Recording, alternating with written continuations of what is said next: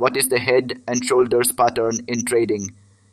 Hey everyone, in today's video, I'm going to explain the head and shoulders pattern in trading, a classic and powerful tool for identifying trend reversals.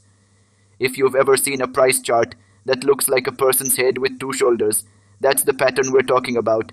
It typically signals that a bullish trend is about to turn bearish, making it a crucial signal for traders who want to time their entries and exits more effectively. So, let's break down what the head and shoulders pattern actually looks like. It consists of three peaks: the left shoulder, the head, and the right shoulder. The left shoulder forms as the price makes a high, then pulls back. Next, the head appears as a higher peak, followed by another pullback. Finally, the right shoulder forms, which is similar to the left shoulder but lower than the head. The neckline, which connects the lows between the shoulders and head, is a key level to watch for a potential breakdown. So, what does this pattern tell us? Well, a head and shoulders pattern is a strong indicator of a trend reversal. In an uptrend, when the pattern forms and the price breaks below the neckline, it signals that buyers are losing control and sellers are stepping in.